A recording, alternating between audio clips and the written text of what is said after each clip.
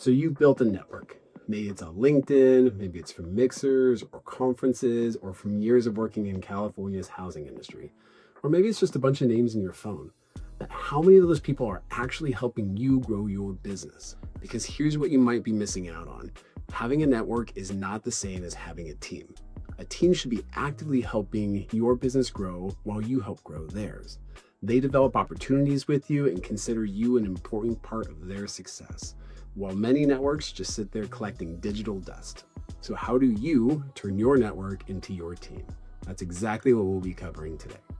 Now, building a network is easy. You meet people, you collect business cards, you add them on LinkedIn, you put numbers in your phone, and voila, you have some form of network. But something I've noticed after 15 plus years in the housing industry, most professionals don't make any money from their network. And there's a few key reasons why. 1, there's no shared goal. 2, there's no next step. And 3, everyone's just waiting for someone else to reach out. So what you end up with is a loose network or a bunch of friendly acquaintances, not a team. And if these acquaintances aren't actively helping your business grow, there's usually a pretty simple explanation why. Here's a situation I bet you've experienced. You run into someone you haven't seen in a while. Maybe it's another agent or a contractor or a lender you worked with once. You have a genuinely good time reconnecting and you both say, "This has been great. I can't wait to work together again. Let's grab coffee soon." And then neither of you follow up. You don't see each other again until the next random event. If that situation keeps happening in your personal or professional life, it's time to start being more intentional, because meaningful relationships don't happen by chance. They happen by design. Now, partnerships don't need to be complicated. They just need a next step. And that's where I want to introduce you to something we've been working on called the Partnership Kickstart Checklist. This is a simple, repeatable process you can use to help turn your network into your team. Now, if you want a copy of the full checklist, along with other free resources like our 20-page referral playbook, just head over to our website at californiahousingcollective.com, where you can get it for free. We also send out weekly emails with strategies, stories, and ideas to help you build better relationships and grow your business without burning out. But today, I want to walk you through 3 critical steps from that checklist so you can start putting this into practice right away. Step 1, plan your initial conversation. And let's assume you know someone you want to develop a stronger relationship with, and you've decided to be brave and actually reach out. What are you going to say? Do you have a goal? Do you have a plan? You need this first conversation to go well, which means you should be thinking it through before reaching. Here's what I found works really well. Forget the pitch. Don't ask for anything. Instead, you want to frame it like this. Hey, I've been reaching out to people in my network to understand what they need help with and see how I can connect them with the right people. This way, it's about understanding, connecting, and building partnerships naturally. Now, let me give you 2 approaches, and you tell me which one sounds better. Approach 1, you call 10 people from your network. In each conversation, you make some small talk and then pivot immediately into asking if they know anyone who needs your services.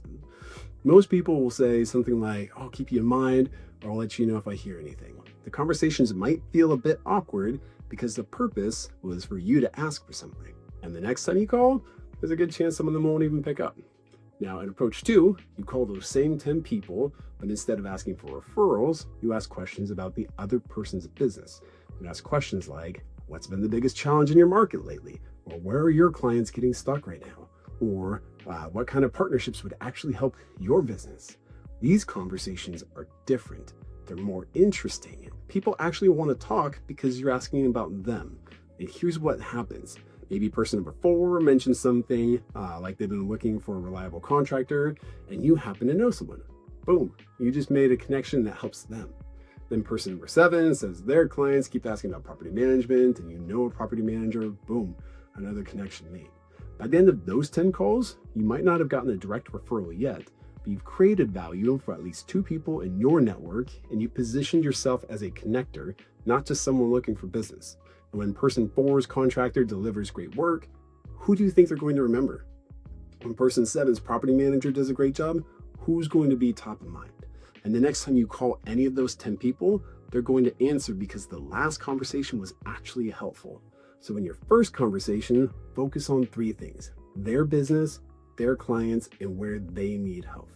Let me give you one more real example from my own business. About a year ago, I got cold called from a painting company that I had never heard of. They asked if I needed pricing for any upcoming painting or drywall projects. And I just so happened to have a customer meeting set up for later that week. And they offered to have their owner meet me on site and answer any questions that might have come up. And when we met, we just clicked. The owner wasn't salesy. He provided straightforward, honest, and helpful feedback for me and my client. We didn't even win that job, but we've worked on a number of projects since.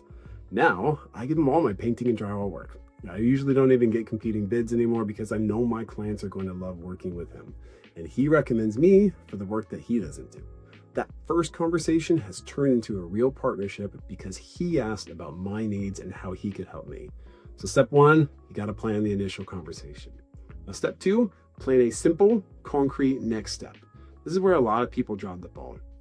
Let's say you've had a great first conversation, but you wrap up with something like, oh, let's keep in touch, or we should definitely do something together sometime.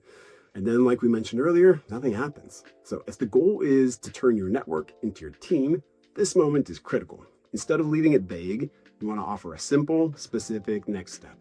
And it doesn't have to be a big deal. In fact, it probably shouldn't be. You don't want to make any commitments and you're not signing any contracts. You're just giving the relationship a chance to grow by planning some next step. Now, here are a few examples of what that could look like. Maybe you share a resource or introduce them to someone who can help them with the challenge they mentioned earlier.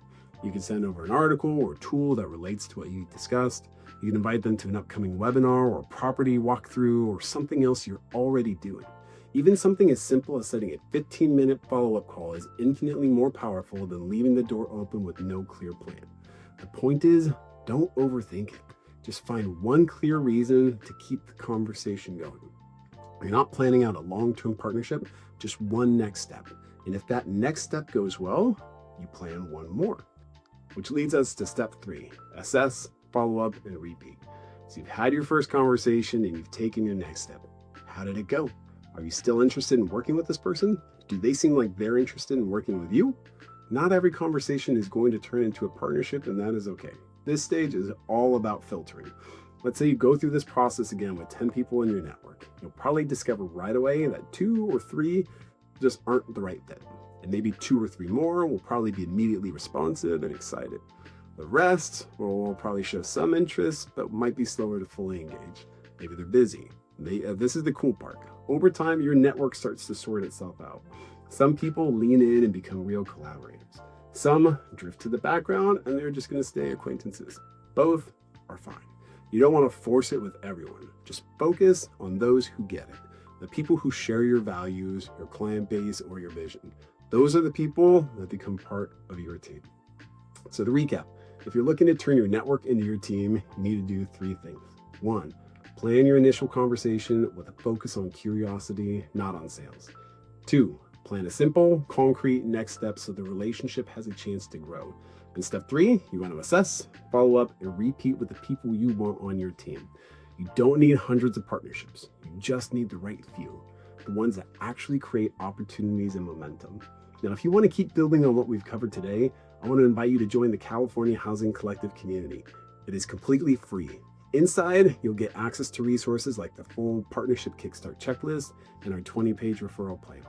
You'll also be able to connect with other agents, lenders, contractors, and other housing professionals across California who are doing exactly what we're talking about, turning their networks into real teams. Just head over to californiahousingcollective.com to join. We're launching an official community platform early next year, and the sooner you join, the sooner you can start making connections that actually move your business forward. As always, keep learning, keep building, and keep connecting. Thanks for watching, and I'll see you in the next one.